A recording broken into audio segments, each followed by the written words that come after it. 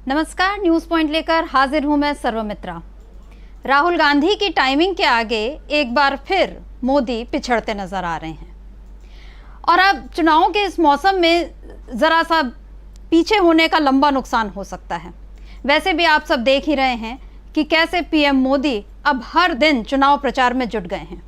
एक दिन वो सुबह मध्य प्रदेश में होते हैं तो अगले दिन छत्तीसगढ़ में होते हैं और शाम को वो तेलंगाना में दिख जाते हैं या फिर राजस्थान में नजर आते हैं। दूसरी ओर राहुल गांधी हैं जो अपने अलग ही अंदाज में इधर उधर जा रहे हैं। चुनाव सिर पर हैं और राहुल कुछ ऐसा कर दे रहे हैं जिससे मोदी उनकी पिच पर खेलने को मजबूर हो जाए। आइए पहले राहुल का ये ट्वीट देख लेते हैं, फिर आपको बताती हूँ कि कैसे राहुल की टाइमिंग मोदी को छका रही है। इस ट्वीट में राहुल लिखते हैं कि बिलासपुर से रायपुर तक छोटी सी रेल यात्रा में दिखी भारत की झलक, करोड़ों लोगों को मंजिल तक पहुंचाती, देश की विविधता को दर्शाती, सही मायने में भारत का प्रतिबिंब है भारतीय रेल। और इस ट्वीट के साथ राहुल गांधी ने अपना एक यूट्यूब चैनल का जो लिंक है वो भी शेयर किया है। तो आप जानते ही हैं कि राहुल गांधी जो हैं उन्होंने छत्तीसगढ़ में जब वो पिछले हफ्ते थे तो उन्होंने बिलासपुर से रायपुर तक की जो यात्रा जो की थी वो ट्रेन से की थी और अपने इस 100-125 किलोमीटर के सफ़र में राहुल गांधी ने अपने सहयात्रियों से भी बातचीत की थी। तो क्या बातचीत की राहुल ने और उनका सहयात्रियों के साथ कैसा रहा सफ़र, आइए ये भी हम देख लेते हैं। देश में जो नफरत फैल रही है इसके बारे में क्या सोचती हैं? नफरत साइड में रख करके अगर सोचा जाए तो एजुकेशन इज मस्ट। तो अभी भी ये चीज मैं देख रही हूँ कि यहाँ पे कास्टिज्म चल ही रहा है, तो वो चीज नहीं चाहिए। अगर आप एजुकेटेड है तो इस चीज को ये भी साथ में समझना चाहिए। बट आप एजुकेटेड है लेकिन ये भी चीज अगर आप इंक्लूड कर रहे हैं अपने अंदर तो ये चीज रॉन्ग है। आप कौन सी कम्युनिटी की हैं? मैं ऐसी हूँ, बुद्धिस्ट हूँ, तो ये आपको फेस करना पड़ता है कहीं ना कहीं सर आता ही है। हिडन हैंड, मतलब छुपा चलता है। हाँ, मेरी एक फ्रेंड है तो उसके साथ ये थोड़ा सा चलता था। घर में कोई फ्रेंड है, स्कूल में वो फ्रेंड उसके साथ ब्रेकफास्ट कर रही है, बट अगर वही घर में उसको इनवाइट करती है शेड्यूल कास्ट, घर में इनवाइट कर रही ब्राह्मण को, तो वो खाती नहीं थी घर में। आपने पूछा क्यों? पूछा मैंने पर कोई आंसर नहीं था। वही है कि पेरेंट्स जो बोलते हैं आप पेरेंट्स को फॉलो करते हैं, तो पेरेंट्स जो बोल रहे हैं वही वो बच्चे फॉलो कर रही है, तो यही प्रॉब्लम आ जाता है। तो शुरुआत कैसे हुई स्केचिंग की, पेंटिंग की? क्योंकि बघेल जी और मैं मतलब इस स्किल को डेवलप नहीं कर पाए। आर्टिस्ट मुझे बनाने के लिए बहुत मेहनत करनी पड़ी, बिकॉज स्कूल में थी मैं तो मुझे लिटरली 5th स्टैंडर्ड तक मैं बहुत अच्छी थी। उसके बाद फिर एक्चुअली आप देख रहे हो मैं हाइट वाइज भी छोटी हूँ, तो मुझे इस चीज के लिए सुनना पड़ा था। क्या सुनना पड़ा? मैं 36 ईयर की हूँ अभी। ओके, तो मुझे मेरे बैचमेट से इवन और भी लोगों से मुझे जो बुली करते हैं, जो इंसल्ट करते हैं, वो सारी चीजें सुनने मिली। मैं पढ़ाई में पीछे हो गई। क्यों पढ़ाई में क्यों? ये जो बुलिंग कर रहे थे प्रेशर से, उसके कारण या कोई और कारण? नहीं, उसी चीज के कारण। बिकॉज डॉक्टर के पास जाना था, डॉक्टर ने बोल दिया कि इसकी हाइट नहीं बढ़ेगी। मम्मी का अलग डिप्रेशन चालू हो गया कि क्या बड़ी बात है अगर आपकी हाइट? सर हमें लगता है ना, लेकिन हमारे कास्ट में आज भी ये चीज चलती है। ये मेंटेलिटी की प्रॉब्लम है। मम्मी का पहला टेंशन की लड़की है, शादी नहीं होगी, ठीक है, तो ये एक पहली पॉइंट थी। तो उसके लिए मम्मी बहुत टेंशन आ गई कि अब शादी कौन करेगा, ये चीज हो गई। तो मैंने चलो लाइटली लिया, लेकिन वो चीज उस एज में मुझ पे बहुत प्रेशराइज हो गई कि आपको लोग कुछ भी बोल रहे हैं। तो एक प्रकार से ये आपका डिफेंस मैकेनिज्म था। सब प्लीज एक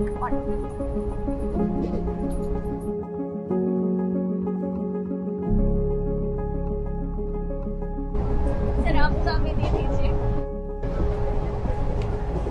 तो आप कहाँ मिलेंगे? क्यों नहीं मिलेंगे? ये हमारे टच में रहो तो ये रख लोगे मेरे लिए? Okay, thank you.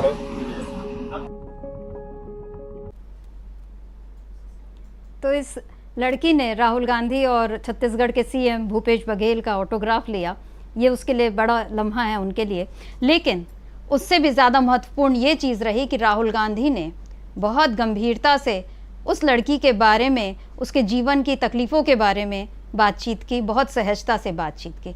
आपने सुनाई कि उन्होंने कैसे बताया कि कभी एक तो जाति के कारण और दूसरा रंग या हाइट के कारण किस तरह से बुली होना पड़ता है और उसका जीवन पर कितना बड़ा असर पड़ता है। और आप जानते ही हैं कि इस देश में करोड़ों लड़कियां इस तरह से होंगी जो आए दिन इस तरह की तकलीफों से दो चार होती हैं, और कितने नेता हैं जो इस तरह से उनके बीच जाकर उनकी बातों को सुनते हैं। राहुल गांधी एक अलग ही अपनी लकीर बनाते चले जा रहे हैं। ट्रेन के इस सफ़र में राहुल गांधी ने उनको एक लड़कियों का हुजूम मिला, एक जो ग्रुप मिला जो टेबल टेनिस खेलता था, तो राहुल गांधी ने उनसे भी उनके जीवन के बारे में और खेल के बारे में बातचीत की, उसको भी सुन लेते हैं। तो आप सब टेबल टेनिस खेलते हैं?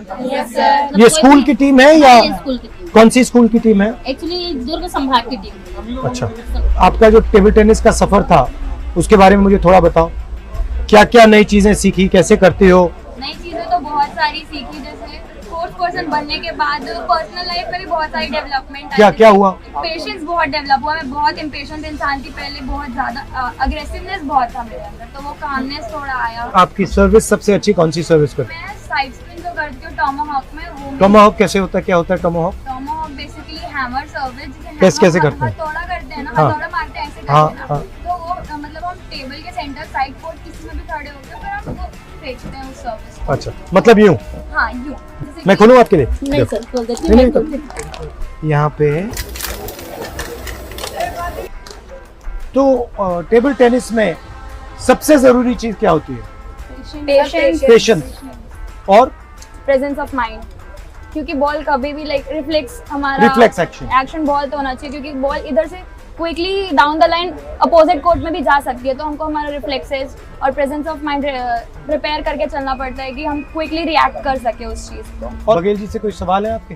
उनके लिए तो उनको एक्चुअली हम उनके लिए बहुत ग्रेटफुल है कि उन्होंने हमारे घर के पास, हाँ, छत्तीसगढ़ में बहुत प्रोग्रेस करवाया है उन्होंने। और कुर्सी पार में अभी एक उन्होंने न्यू इंडोर स्टेडियम भी बनवा दिया, जो हमारे लिए बहुत ज्यादा हेल्पफुल होगा। आपकी मदद कैसे करें? बस एक है सर, एक है हाँ, मेरे, बताओ। मैं जाती हूँ उनके साथ फेडरेशन वगैरह में, तो ये जो बच्चे जाते हैं उनको मतलब जो फेडरेशन की तरफ से टिकट का खर्च नहीं मिलता है और वही नहीं मिलता, जबकि सामान्य परिवार से हैं सभी। क्या लगता है आपको स्पोर्ट्स के बारे में क्या करना चाहिए छत्तीसगढ़ की सरकार को? टेबल टेनिस ज्यादा भी फेमस गेम नहीं है, और कई कई जगह पे तो टेबल टेनिस होता क्या है वो पता भी नहीं है लोगों को। तो वही एक चीज़ है कि यहाँ पे बच्चे नेशनल खेल के आ रहे हैं, नेशनल्स में मेडल्स नहीं लगा पा रहे हैं अनफॉर्चुनेटली, बट मेहनत उनकी होती है कि वो आगे खेलें, जीतें। तो उस चीज़ में हमको एक वो नहीं मिलता मोटिवेशन और बैक सपोर्ट, हाँ तुम अच्छा कर रहे हो, वो बच्चों को मिलती है, तो बच्चे उस चीज़ से ज़्यादा प्रेरित होकर और आगे करने की कोशिश करते हैं। बघेल जी आपकी प्रशंसा कर रहे हैं कि आपने स्पोर्ट्स में अच्छा काम किया है, मगर ये कह रहे हैं कि इनकी थोड़ी मदद टेबल टेनिस में अगर की जाए तो ये बहुत तेजी से आगे जा सकती है। हाँ सर, उसके लिए बहुत कुर्सी पार में अभी नया हॉल इंडोर स्टेडियम, हाँ, उसके लिए बहुत बहुत थैंक यू सर आपको। अच्छा सर, बहुत अच्छा लगा आपसे मिलकर। तो राहुल गांधी का ये वीडियो तय है कि छत्तीसगढ़ चुनाव में बहुत धूम मचाने वाला है। छत्तीसगढ़ के लोग भावनात्मक रूप से राहुल गांधी से जुड़ते जा रहे हैं, ये इस वीडियो में दिख रहा है। अब दोस्तों बात होती है टाइमिंग की। ये वीडियो कल भी आ सकता था, पिछले हफ्ते 25 तारीख जब राहुल वहाँ थे उसके बाद किसी दिन आ सकता था, आने वाले दिनों में भी आ सकता था, लेकिन आज राहुल का ये वीडियो तब आया है जब पीएम मोदी खुद छत्तीसगढ़ के जगदलपुर में गए थे। वहाँ उन्होंने एक जनसभा को संबोधित किया और यहाँ पीएम मोदी ने बीजेपी की रणनीति के मुताबिक कांग्रेस को घेरने की कोशिश की। बिहार की जाति जनगणना को लेकर कांग्रेस पर इल्जाम लगा दिया कि अब कांग्रेस जो है वो अल्पसंख्यकों का हक कम करना चाहती है। सुन लेते हैं मोदी जी ने क्या कहा आज। कल से कांग्रेस ने एक अलग लाभ आरोपना शुरू कर दिया है। ये कांग्रेस के नेता कहते हैं जितनी आबादी उतना हक। मैं कहता हूं इस देश में अगर सबसे बड़ी कोई आबादी है तो वो आबादी गरीब है, और इसलिए मेरे लिए गरीब ही सबसे बड़ी आबादी है और गरीब का कल्याण यही मेरा मकसद है। मैं सोच रहा था कि पूर्व प्रधानमंत्री मनमोहन सिंह जी क्या सोच रहे होंगे भारत के पूर्व प्रधानमंत्री मनमोहन सिंह जी तो कहा करते थे कि देश के संसाधनों पर पहला हक माइनॉरिटी का है, अल्पसंख्यकों का है, और उसमें भी मुसलमानों का है। अब कांग्रेस कह रही है कि आबादी तय करेगी कि पहला हक किसका होगा। यानी क्या अब अल्पसंख्यकों का हक कांग्रेस कम करना चाहती है क्या? और आबादी के ही हिसाब से ही अब तय होने वाला है, तो पहला हक किसका होगा भाई? किसका होगा? आबादी किसकी ज्यादा है? किसका हक होगा? जरा कांग्रेस वाले स्पष्टता करें, क्या आबादी के हिसाब से हक मिलेगा क्या? तो क्या अल्पसंख्यकों को कांग्रेस हटाना चाहती है क्या? तो क्या सबसे बड़ी आबादी वाले हिंदू अब आगे बढ़कर अपने सारे हक ले लें क्या? मेरे परिवारजनों, मैं पिछले काफी समय से कह रहा हूं और फिर आज दोहरा रहा हूं कि कांग्रेस पार्टी को अब कांग्रेस के लोग नहीं चला रहे। कांग्रेस के बड़े बड़े नेता मुंह पे ताला लगा के बैठे हैं, न उनको पूछा जाता है, न वो ये सब देख करके बोलने की हिम्मत करते हैं। अब तो मोदी जी को अब कांग्रेस की फिक्र होती दिख रही है। वो बोल रहे हैं कि कांग्रेस के बड़े नेता अब चुप होकर बैठे हैं और कांग्रेस को आउटसोर्सिंग से चलाया जा रहा है। और वो ये सवाल भी उठा रहे हैं कि आबादी पर पहला हक किसका होगा। और मोदी जी पूछ रहे हैं कि कांग्रेस साफ करे कि अगर आबादी के हिसाब से हक मिलेगा तो क्या वो अल्पसंख्यकों को हटाना चाहती है? अगर ऐसा है तो क्या सबसे बड़ी आबादी वाले हिंदू आगे बढ़कर अपने सारे हक ले लें? यानी घूम फिरकर मोदी जी फिर से हिंदू मुसलमान के मुद्दे पर आ गए और अल्पसंख्यकों का जिक्र कर वो कांग्रेस को घेरने की कोशिश कर रहे हैं। लेकिन राहुल के ट्रेन वाले वीडियो ने मोदी के छत्तीसगढ़ दौरे का असर फीका कर दिया है। ये आने वाले दिनों में दिख ही जाएगा। और वैसे भी जब मोदी अल्पसंख्यकों के मामले में कांग्रेस को कटघरे में खड़ा करने की कोशिश में लगे हुए थे, तो उधर राहुल गांधी फिर चर्चा में आ गए, और वो भी अमृतसर के अपने निजी दौरे को लेकर। आप जानते ही हैं कि कल से राहुल गांधी स्वर्ण मंदिर में हैं, और राहुल गांधी मंगलवार को यानी आज एक बार फिर गोल्डन टेम्पल पहुंचे और यहाँ उन्होंने सबसे पहले लंगर घर में महिलाओं के साथ सब्जियां काटी, जूठे बर्तन धोए। ये आप स्क्रीन पर देख सकते हैं। उन्होंने हॉल में लंगर भी बांटा, और इससे पहले कल राहुल ने देर रात 12 बजे तक सेवा भी की थी। कल जब दोपहर को राहुल गांधी वहां पहुंचे थे गोल्डन टेम्पल में, तो छबील के करीब जूठे बर्तन धोने की सेवा उन्होंने की थी, जिसकी तस्वीरें हमने आपको दिखाई थी। राहुल गांधी ने पालकी साहिब के दर्शन भी किए। गुरु घर के द्वार बंद होने के बाद राहुल गांधी साफ सफाई की सेवा में भी जुट गए। उन्होंने कपड़ा पकड़ा और रेलिंग की सफाई का काम शुरू कर दिया। ये सब देखकर वहां के लोग जो थे वो हैरान रह गए। और जब वो ये सेवा कर रहे थे, युवकों के साथ हाथ से हाथ बांटकर जब वो ये सेवा कर रहे थे, तो वहां लोगों के बीच एक अलग ही भाव उमड़ा हुआ था। स्वर्ण मंदिर में 2 दिन राहुल ने क्या क्या किया, इसको तफसील से यहाँ मैंने इसलिए बताया क्योंकि मौसम तो है चुनावों का। सारे नेताओं और दलों का ध्यान अपने अपने वोट बैंक को बढ़ाने में लगा हुआ है। उसी हिसाब से रैलियां हो रही हैं, दौरे तय हो रहे हैं, भाषण लिखे जा रहे हैं, मुद्दे उठाए जा रहे हैं। लेकिन राहुल एक अलग ही पिच पर काम कर रहे हैं। जब भारत जोड़ो यात्रा उन्होंने शुरू की थी, तब भी उन्होंने चुनावी बातें न कर आम लोगों की बात की थी, और अब भी वो वही कर रहे हैं। आखिर आम लोगों से ही तो लोकतंत्र जिंदा रहेगा। तो राहुल लोकतंत्र को जिंदा रखने का काम कर रहे हैं, और उनकी ये कोशिश आज से नहीं, बरसों से जारी है। और वो संसद में लगातार लोगों से जुड़े मुद्दे पर सरकार को घेरने की कोशिश कर रहे हैं। और आज आप देखते हैं, आप जानते हैं कि आज दिन में दिल्ली और एनसीआर में भूकंप के झटके आए, तो राहुल का 6 साल पुराना एक बयान याद आ गया। दिसंबर 2016 का ये बयान था, जिसमें राहुल गांधी ने कहा था कि मैं संसद में बात करूंगा तो भूकंप आ जाएगा। ये वीडियो भी जरा देख लेते हैं। प्रधानमंत्री पूरे देश में भाषण दे रहे हैं, मगर लोकसभा में आने से डर रहे हैं। हाउस में हैं, मगर लोकसभा में बैठने को तैयार नहीं है। क्या कारण है? हम क्या बोलेंगे? इतनी घबराहट क्यों है? पहले काले धन की बात की, वहां से काउंटरफिट की ओर बहुत दौड़े। काउंटरफिट के बाद कैशलेस में गए। आइए अंदर आइए, बात करिए हमारे साथ, हम करेंगे बात, आप करेंगे बात, देश को पूरा पता चल जाएगा डिमोनेटाइजेशन क्या है, किसको इससे फायदा मिला, किसकी मदद हो रही है, किसका नुकसान हो रहा है और ये क्यों किया गया है। ये मैं आपको बता रहा हूं, हिंदुस्तान का हिस्ट्री का सबसे बड़ा स्कैम है। पूरा का पूरा मैं अंदर बोलूंगा। मोदी जी बैठ नहीं पाएंगे। धन्यवाद। आपको बोलने से रोक रहे हैं क्या? और क्या मुझे बोलने से रोक रहे हैं? मैं तैयार हूं, 1 महीने से तैयार हूं। सरकार कह रही कि सरकार ने कहा कि आज हम भाषण करने देंगे।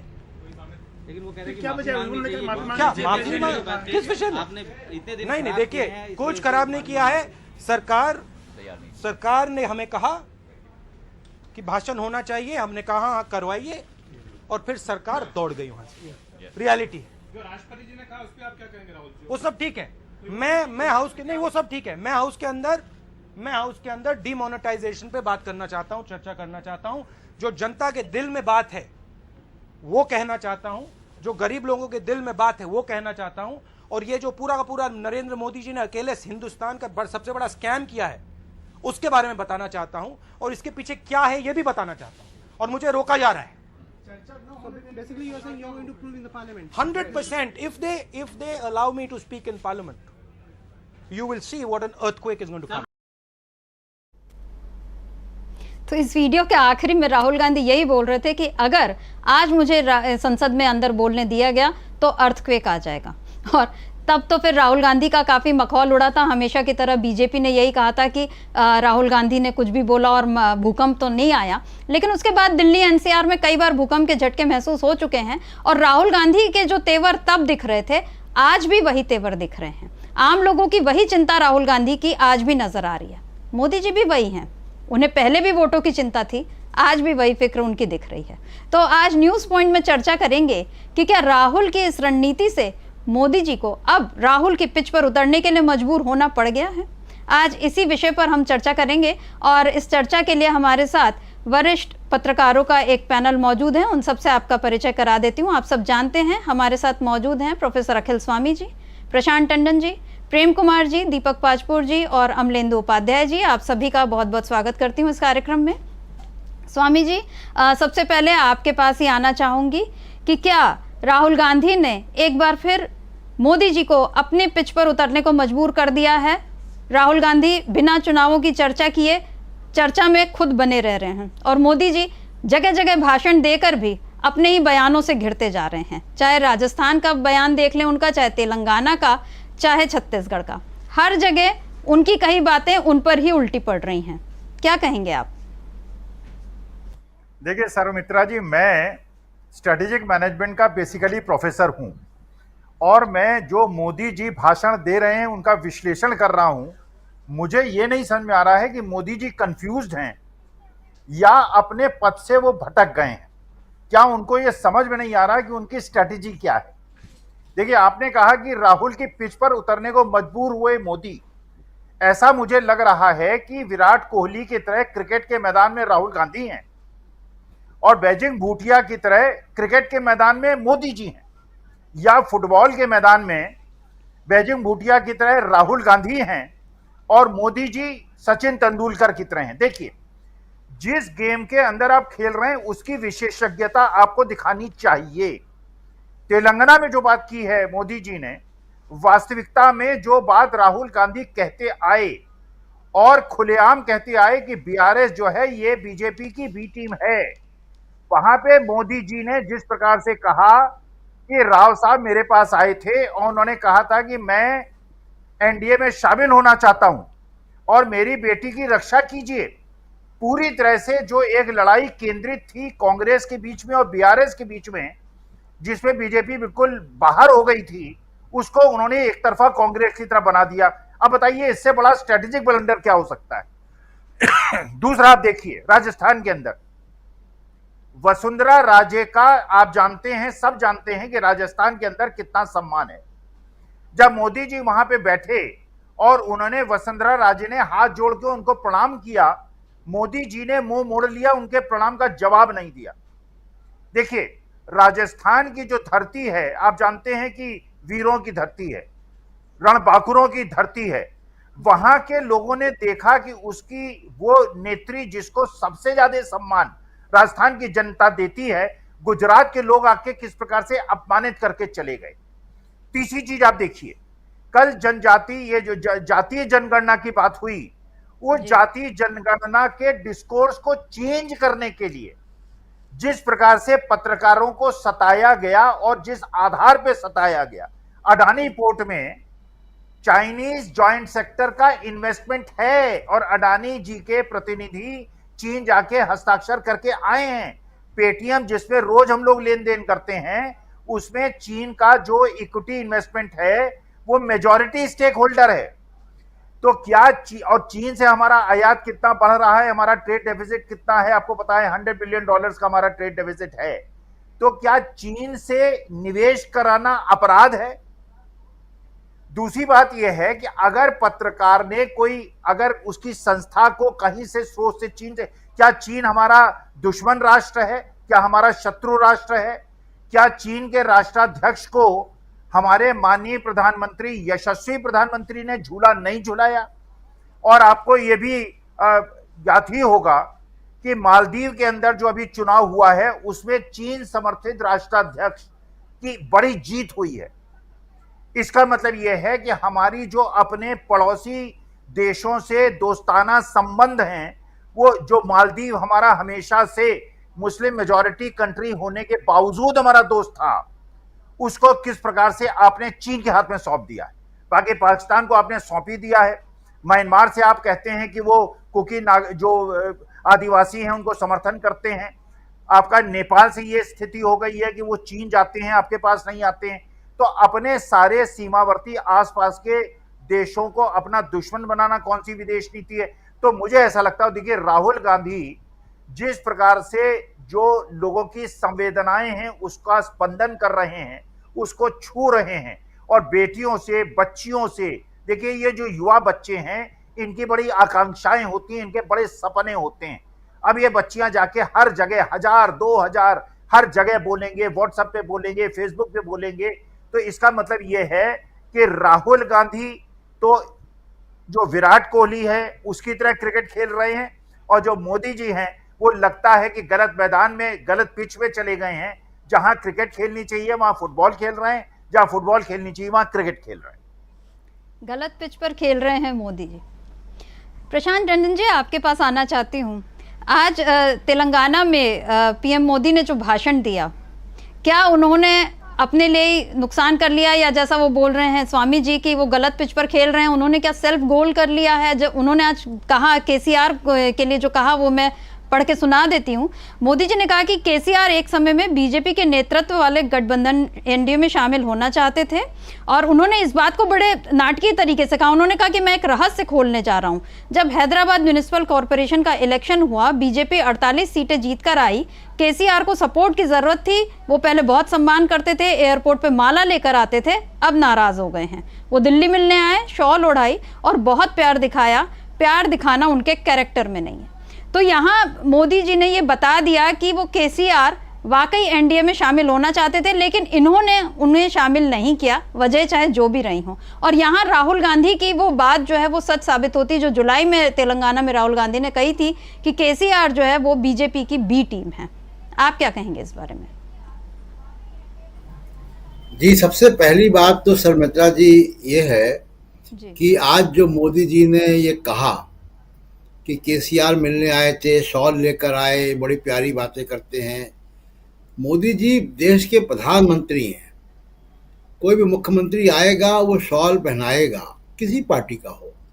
अब आप सोचिए कि और उसमें औपचारिक और अनौपचारिक बहुत सी बातें होती हैं। ममता बनर्जी ये जो आप मोदी जी भेजती हैं, ऐसी खबरें भी आती हैं। जी। अब आज जो मोदी जी ने कर दिया, कौन सा मुख्यमंत्री या कौन सा विपक्ष का नेता या कौन सा डिप्लोमेट जाएगा और मोदी जी से कोई ऐसी बात कर पाएगा? तो उन्होंने प्राइवेट बातचीत को पब्लिक सभा में कह दिया, पहली बात। दूसरी बात ये कि इससे अच्छा कांग्रेस का प्रचार क्या होगा जो राहुल गांधी बी टीम कहते आए हैं जी। उस पर मुहर लगा दी मोदी जी ने। और तीसरी देखिए सबसे बड़ी बात क्या है कि मोदी जी का आप कम्युनिकेशन देखिए, और जो आपने राहुल गांधी का वीडियो दिखाया ट्रेन का, जी, वो ट्रेन का वीडियो या राहुल गांधी की जो शैली है प्रचार की, उससे एक नए प्रकार का कम्युनिकेशन का तरीका सामने आ रहा है, जो हम कभी यूरोप वगैरह में देखते रहे हैं प्रचार में। तो ये प्रचार में जो कम्युनिकेशन है वो अब सामने आ रहा है। और सबसे बड़ी बात ये कि देखिए, राहुल गांधी जिस तरीका अपना रहे हैं, आप मोदी जी के भाषण देखिए तो एक फ्रेम है जिसमें वो बड़ी फैंसी कपड़े पहनते हैं और बातें करते हैं बड़ी रोचक तरीके से, लेकिन वो उनकी रोचक बातों में कोई नयापन नहीं है। तो बहुत उबाऊ भी हो रहा है, बहुत सी उनकी जो नाटकीय शैली है, लोग अब उसकी मिमिक्री भी करते हैं। सबसे बड़ी बात देखिए कि जब से जाति जनगणना का 2 मामलों पे मोदी जी विचलित हो चुके हैं। जी, जो प्रोफेसर स्वामी कह रहे थे कि बिल्कुल वो ट्रैक से, उनकी पटरी से गाड़ी उतर गई है। एक इंडिया गठबंधन, वो इंडिया नाम से भयंकर रूप से विचलित हो चुके हैं। उनका कम्युनिकेशन हिल गया है कि उसको एड्रेस कैसे करें। अपने आप को उन्होंने प्राइम मिनिस्टर ऑफ इंडिया में लिखना बंद कर दिया था, फिर वापस आ गया। तो उसका अब वो जातिवार जनगणना, देखिए ये राजनीति में सुनामी है। जातिवार जनगणना का जो सर्वे आया है बिहार से, और ये रिफ्लेक्शन है भारत के में अब तक का जो सामाजिक व्यवस्था है, जो विकास की अवधारणा है, उसके चेहरे पर तमाचा है। ये जी, प्रशांत जी, शीशे की तरह साफ कर दिया है। मोदी जी की ये बाइट आ गई है, इसको भी हम सुन लेते हैं कि केसीआर जी के लिए उन्होंने जो रहस्य खोला वो कैसा खोला, वो भी हम सुन लेते हैं। जी जी, खोलने जा रहा हूं, खोल दो, सच बता दो, बता दो, बता दो भाइयों, पहले कभी नहीं बताया, आज बता देता हूं।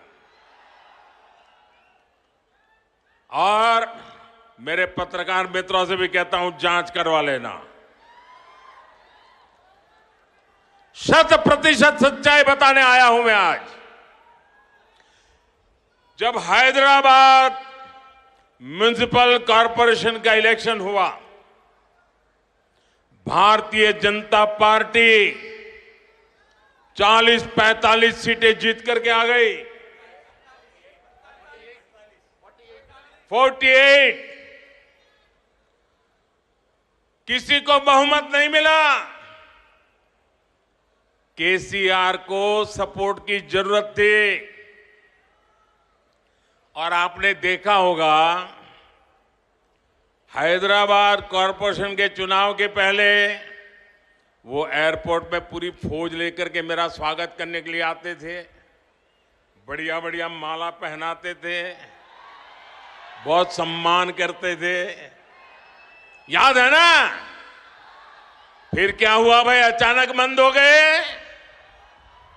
अचानक इतना गुस्सा क्यों निकल रहा है? इसका कारण यह है कि हैदराबाद के चुनाव के बाद, ये भी तारीख चेक कर ले मीडिया वाले, वो दिल्ली मुझे मिलने आए, बहुत बढ़िया मुझे शाल उड़ाई, बहुत मुझे आदर किया और इतना प्यार दिखाया, इतना प्यार दिखाया, ये केसीआर के कैरेक्टर में ही नहीं है। और फिर मुझे कहने लगे कि आपके नेतृत्व में देश प्रगति कर रहा है, हम भी एनडीए का हिस्सा बनना चाहते हैं, आप हमें एनडीए में शामिल कर दीजिए। मैंने कहा आगे क्या? बोले हैदराबाद में म्युनिसिपल कॉरपोरेशन में हमारी मदद कर दीजिए। मैंने केसीआर को कहा, आपके कारनामे ऐसे हैं, मोदी आपके साथ जुड़ नहीं सकता है।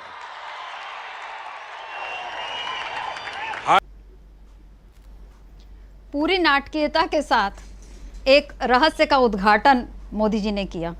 छत्तीसगढ़ की बाइट भी आपने सुनी थी, उसमें उनकी जैकेट बदली हुई थी। शाम तक दूसरी सभा में पहुंच गए, जैकेट फिर बदल गई, बातें नहीं बदली। वही तरीका, वही अंदाज, अपने विरोधियों को घेरने के लिए वही नाटकीयता, वही हाव भाव, हाथ इधर से उधर करना और तमाम तरीके जिनसे कि पब्लिक जो है उनसे जुड़ सके, इस तरह से वो करना। लेकिन क्या इन सब से जनता जुड़ेगी अब मोदी जी से? क्या लगता है प्रशांत जी, खासकर तब जबकि वो किसी एक राज्य के मुख्यमंत्री के कैरेक्टर पर भी उन्होंने सवाल उठा दिया, उनके कैरेक्टर को लेकर बातें कही। क्या प्रधानमंत्री के पद पर बैठे व्यक्ति को ये इस तरह की भाषण देने की ये जो आदत है शोभा देती है? बिल्कुल नहीं, वही मैं बात कह रहा था कि एक भारत का प्रधानमंत्री एक संवैधानिक ऊंचा पद है, नंबर 3 का पद है। राष्ट्रपति, उपराष्ट्रपति, उसके बाद प्रधानमंत्री आते हैं प्रोटोकॉल में। और इतने उच्च पद पे बैठकर, संवैधानिक पद पे बैठकर आपसे कोई मिलने आ रहा है, कल को कोई डिप्लोमेट मिलने आएगा, वो ऑफ द रिकॉर्ड कोई बात कहेगा आपसे, आप उसको किसी मंच से जाके रैलियों में ताली बजवाने के लिए कह दोगे, तो देश के लिए कितना एम्बैरेसमेंट होगा। ये मोदी जी के सलाहकारों को समझाना चाहिए। और दूसरा जो उन्होंने ये जो तेलंगाना का आपने सुनाया है, बहुत बढ़िया है ये तो कांग्रेस के लिए। कांग्रेस को तो पैसे बचाने चाहिए प्रचार में। अब ये जो 1.5 मिनट का वीडियो है, कांग्रेस इसी को घुमाए, तेलंगाना का चुनाव जीत देगी कांग्रेस। इससे बढ़िया प्रचार कांग्रेस कौन करेगा? कि वो केसीआर को उन्होंने घोषित कर दिया बी टीम में जी। तो कांग्रेस के लिए जो है वो जिसको कहते हैं कि छीका फूटना, तो छीका फूट के गिर गया है कांग्रेस के लिए, मक्खन बटोर ले वो जी। दूसरी चीज ये है कि देखिए, जो मैं बात कह रहा था कि, और राजीव जी से भी ये बात कई बार कही है कई बार, कि बीजेपी को और मोदी साहब को कम्युनिकेशन, क्राइसिस कम्युनिकेशन नहीं आता, क्राइसिस मैनेजमेंट नहीं आता है। वो कई बार गलतियां करते हैं और भयंकर गलतियां करते हैं। आज उन्होंने बड़ी गलती की है। बड़ी गलती ये की है कि आपने जातिवार जनगणना या सर्वे बिहार का जो आया, उसको डिफ्यूज करने के लिए आपने पत्रकारों को हैरेस करना शुरू कर दिया। उनको पुलिस से जो है वो पूछताछ की है, कुछ पत्रकार बाहर आए हैं, एफआईआर कर दिए, यूएपीए में एफआईआर की है पत्रकारों। इससे बड़ा प्रेस फ्रीडम पे और डेमोक्रेसी पे आघात क्या होगा? 161 नंबर पे हैं हम भारत प्रेस की फ्रीडम की आज़ादी, प्रेस फ्रीडम इंडेक्स में। जब से मोदी जी आए वो बेतहाशा गिरा है ये। तो आप मदर ऑफ डेमोक्रेसी कैसे कहेंगे कहीं जाकर? एक बात। दूसरी देखिए, जो जातिवार जनगणना है ना, जिसकी डिमांड कांग्रेस कर रही है, इसकी ग्रेविटी को हम समझ लें 1 मिनट का, अगर आप समझ लें जी जी। देखिए, ये एक सुनामी है और मोदी जी सुनामी से पेड़ पर चढ़कर बचना चाह रहे हैं। ऐसा हुआ नहीं है कभी, वो ले जाती है सबको। ये जातिवार जो जनगणना है, अभी झारखंड में भी डिमांड उठ गई है, कर्नाटक में हो चुकी है, जिसका आंकड़ा आ सकता है कभी भी, जातिवार सर्वे। कांग्रेस अकेली एक राष्ट्रीय पार्टी है जिसने जातिवार जनगणना का मुद्दा उठा दिया है, मांग की है। अब मैं पिछले शनिवार को भी आपके शो पे ये बात मैंने की थी कि राहुल गांधी जो मध्य प्रदेश में भाषण दिया था, वो बड़ा ऐतिहासिक भाषण था। अभी तक सामाजिक न्याय की राजनीति क्षेत्रीय पार्टियां करती थी, चाहे वो समाजवादी पार्टी हो, चाहे वो आरजेडी हो, चाहे वो जेडीयू हो, ये पार्टियां करती थी। पासवान जी करते थे, दूसरे लोग करते थे। पहली बार एक राष्ट्रीय पार्टी ने, कांग्रेस ने, जिसकी 4 जगह सरकारें भी हैं और बाकी गठबंधन के साथ सरकारें हैं, उस पार्टी ने जातिवार जनगणना का समर्थन कर दिया। यहाँ ये बिहार की रिपोर्ट आने से पहले। तब सामाजिक न्याय की राजनीति में अगर राष्ट्रीय पार्टी जाएगी तो इसका कोई काट मोदी जी के पास है नहीं। वो ठाकुर का कुआं में की मुंडेर पे बैठे हुए दिखाई देंगे, जिसको लेकर बड़ी आपत्ति कर रहे हैं। दूसरी एक आखिरी बात जो मैं कहूंगा कि जो बड़ा आपने राहुल गांधी की बाइट सुनाई पुरानी जी, उसके फ्रेम में मुझे सिंधिया जी दिखाई दे रहे थे। बिल्कुल। बीजेपी में जाने के बाद वो फ्रेम से बाहर हो गए हैं, मोदी जी के फ्रेम में नहीं दिखाई देंगे कभी भी, सर मित्रा जी। बिल्कुल। तो मोदी जी ने आज कांग्रेस का प्रचार कर दिया तेलंगाना जाकर। अब ये भूल उनको कितनी भारी पड़ेगी, ये कुछ महीनों में सामने आ जाएगा। ऐसा ही कल भी मोदी जी ने किया था जब वो राजस्थान पहुंचे थे और वहां उन्होंने बहुत घेरने की कोशिश की थी गहलोत सरकार को। उन्होंने पेपर लीक की घटना, चाहे कन्हैया लाल हत्याकांड, महिला अत्याचार, भ्रष्टाचार, इन तमाम मुद्दों को लेकर गहलोत सरकार को घेरने की कोशिश की। लेकिन उन्होंने सीएम गहलोत की एक अपील का जिक्र करते हुए चुटकी भी ले ली कि गहलोत जी ने उनसे कहा था कि कांग्रेस सरकार द्वारा संचालित योजनाओं को बंद नहीं किया जाएगा जब अगर बीजेपी सत्ता में आएगी। तो मोदी जी ने ऐसा बोला कि हाँ, हम ये इस बात की गारंटी देते हैं। और अब इस बात पर पवन खेड़ा ने उनको घेर लिया और उन्होंने कहा कि मुख्यमंत्री अशोक गहलोत के जाल में प्रधानमंत्री फंस गए हैं क्योंकि मुख्यमंत्री तो जादूगर हैं।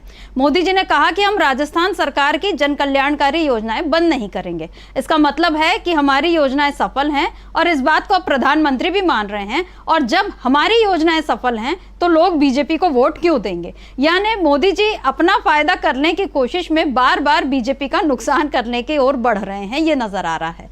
प्रेम कुमार जी, आपके पास आना चाहूंगी, क्या मोदी जी गलत पिच पर खेल रहे हैं? राहुल गांधी तो उनको अपनी पिच पर उतरने के लिए मजबूर कर ही रहे हैं, लेकिन क्या मोदी जी एक जगह से दूसरे जगह एक दिन में 3-3 चुनावी सभाएं करके क्या अब अपनी राह से भटकने लगे हैं? क्या उनके कारण बीजेपी को नुकसान हो रहा है?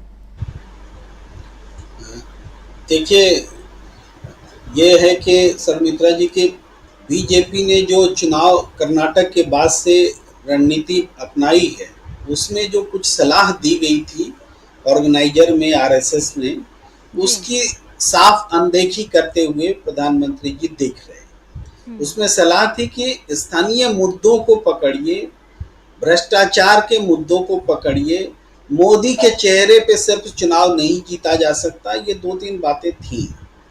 लेकिन स्थानीय नेतृत्व को जिस तरीके से दरकिनार करते हुए राजस्थान में बीजेपी दिख रही है, जिस तरीके से मध्य प्रदेश में भी नजर आ रही है, इसके बावजूद के सेंट्रल मिनिस्टर्स और सांसद को वहाँ लड़ाया जा रहा है, लेकिन वो स्वयं भी इंटरेस्टेड नहीं है और स्थानीय लीडरशिप वहाँ भी उपेक्षित है, उसमें भी एक असुरक्षा का भाव है।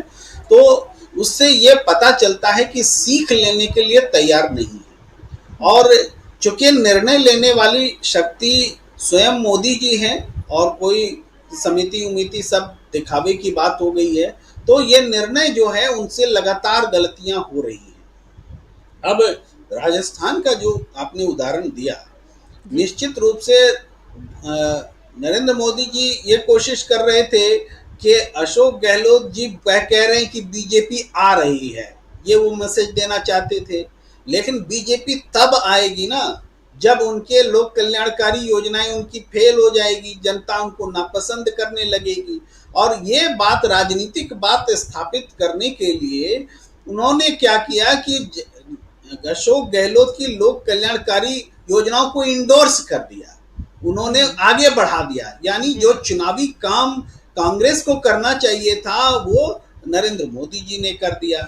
अब कांग्रेस वहां मजबूत पार्टी है, नरेंद्र मोदी जी की बात वहां आई गई होगी नहीं, उस बात को अच्छे से जनता तक पहुंचाया जाएगा कि हमारी योजनाओं को स्वयं नरेंद्र मोदी जी आगे बढ़ाना चाहते हैं और इन योजनाओं के साथ हम आपके पास आए हैं और हम कुछ इसमें एड ऑन ही करेंगे। तो जाहिर बात है कि खारिज करने का जो एक प्राथमिक कर्तव्य होता है प्रतिरोधी विपक्ष वाली नेता का, राजस्थान में नरेंद्र मोदी जी विपक्ष हैं, तो उनका जो प्राथमिक कर्तव्य था उससे वो विमुख हो गए, उसको वो पूरा नहीं कर पाए। ऐसी गलतियां वो तेलंगाना में भी आपने उदाहरण रखा कि कैसे वो बी टीम राहुल गांधी जी ने कहते रहे थे, वो बात आज साबित हो गई उनके स्टेटमेंट से, मैं अब दोहराना नहीं चाहता। लेकिन इसके अलावा नरेंद्र मोदी जी की सबसे बड़ी चिंता है इंडिया, क्योंकि जितनी घटनाएं घट रही हैं इंडिया के बाद ही घट रही है। जातीय जनगणना बहुत बड़ा मास्टर स्ट्रोक है, जिसको मीडिया मास्टर स्ट्रोक नहीं बोल रही है। मैं ऐसे ही 14 एंकर्स में से एक के साथ बैठा हुआ था, कल की बात है, तो वो कह रहे थे कि ये इससे वोट लेने की आस है इंडिया को, इसीलिए इस विषय पर जातीय जनगणना की ओर वो करा रहे हैं। तो हमने बताया कि यही बात ये 14 एंकर्स में से आप लोग पहले क्यों नहीं कह रहे थे? जब महिला आरक्षण बिल सरकार ला रही थी तो महिला आरक्षण बिल जब आया तो वो भी तो अंतिम आस ही है। अगर ये आस है विपक्ष का तो वो आस है सत्ता पक्ष का। तो राजनीति तो इन विषयों पर होती है, लेकिन जातीय जनगणना बोल करके जो एक बड़ा मास्टर स्ट्रोक खेला गया, जिसको गोदी मीडिया मास्टर स्ट्रोक मानने को तैयार नहीं है, मगर भारतीय जनता पार्टी और नरेंद्र मोदी जी की प्रतिक्रियाओं से ये मास्टर स्ट्रोक स्टैब्लिश हो रहा है। क्योंकि अभी जो घटना घटी है न्यूज़ क्लिक के पत्रकारों को, इसने भी एक बड़ा विमर्श छेड़ दिया है। यहाँ भी गोदी मीडिया ये लाइन लेकर बात करता है कि बहुत बड़ा गबन हुआ है और विदेशी चंदे लिए गए, ये मान करके वो बात करता है। जबकि ये, अगर हम इस बात को थोड़ी देर के लिए हम कहते हैं कि हम मान लेते हैं कि इन पत्रकारों ने चीन से चंदा लिया, चीन का के हाथों में ये खेल रहे हैं, ये थोड़ी देर के लिए मान लिया, मैथमेटिक्स जैसे सोल्व करते हैं उस तरीके से, तो हम ये देखते हैं कि चीन ने हमारी संप्रभुता पर हमला किया। ये बात सरकार फिर माने या जो लोग बोल रहे हैं वो माने? चीन ने हमारी सीमा में आकर के दखल दिया है, हमारे पत्रकारों का हमारे देश के खिलाफ इस्तेमाल करके। अगर हम मानते हैं तो क्या हमारी सरकार ने चीन के खिलाफ कोई प्रतिवाद दर्ज किया? 56 इंच का सीना क्या दिखलाया चीन को कि हमारे अंदरूनी मामले में क्यों हस्तक्षेप कर रहे हो? नहीं दिखलाया। इसका मतलब है कि आपको पत्रकार जो हैं निरीह हैं, कमजोर हैं, उनको पकड़ के चाहे जो जांच हुए बगैर आप स्थापित कर दें कि वो चीन की फंडिंग का इस्तेमाल कर रहे हैं और चीन के साथ खड़े हैं और चीन की साजिश का शिकार हो रहे हैं, और आप एक देशभक्त सरकार जो चला रहे हैं ये सारा कुछ होने दे रहे हैं। भाई चाइना आके सब कुछ कर रहा है, यहाँ के पत्रकार आपके देश के खिलाफ काम कर रहा है, ये बैठ के ताली बजा रहे हैं। तो ये जो हालात पैदा हो रहे हैं ये भी एक बैकफायर करने वाली बात है, क्योंकि जितना ज्यादा इस बात का शोर होगा, कोई भी व्यक्ति देश का जो भी उर्मिलेश जी को जानता है, जो भाषा सिंह जी को जानता है, जो उन दूसरे तमाम जो श्रमजीवी पत्रकारों में भी कई पत्रकार श्रमजीवी होते हैं, कई पत्रकार मालिकाना में आ जाते हैं, फर्क होता है। तो जो श्रमजीवी पत्रकार है वह तो अपने काम का ही हिस्सा लेता है, वो पारिश्रमिक लेता है उसके एवज में। और पारिश्रमिक लेना क्या गुनाह है? पारिश्रमिक लेने के लिए क्या यूएपीए लगेगा? ये सारी बातें पत्रकार बिरादरी को समझ में आ रही है और आम जनता को भी समझ में आ रही है। मैं स्वयं भी न्यूज़ क्लिक में आर्टिकल लिखता रहा हूँ और उससे मुझे भी पैसे मिले। तो क्या न्यूज़ क्लिक से मैं आर्टिकल लिखना और उसके पैसे लेना, उसके एवज में क्या गुनाह हो गया? हमने तो क्विंट में भी पैसे लिए, आर्टिकल लिखे और क्विंट में भी छापे पड़े थे, तब मैं गुनाहगार था। बाद में अडानी जी ने क्विंट को ले लिया तो प्रेम कुमार का गुनाह खत्म हो गया। तो अडानी जी, हम कामना करेंगे कि अडानी जी फिर न्यूज़ क्लिक भी ले लें, ये लोग भी देशभक्त हो जाएंगे, सारे लोग वहां काम करने वाले। मुझ पर भी कोई शक शुबा नहीं होगा पारिश्रमिक लेने का कि आपने एक ऐसे जगह से लिया। तो ये हालात जो बन रहे, सारी चीजें बैकफायर हो रही हैं और जनता को समझ में आ रही है। राजनीति करने के लिए आप जिस तरीके से देशद्रोह और दूसरी चीजों का इस्तेमाल कर रहे हैं, तरह तरह के शब्द गढ़ते हैं, प्रोपेगेंडा, लॉबिस्ट, गैंग, और इस तरह से हमने दिशा रवि का केस देखा था, टूल किट जैसी बातें गढ़ी गई थी, नए नए शब्द गढ़े गए थे, बड़ी बड़ी बातें करी गई थी, लेकिन हुआ क्या? दिशा रवि तो इनोसेंट साबित हुई ना।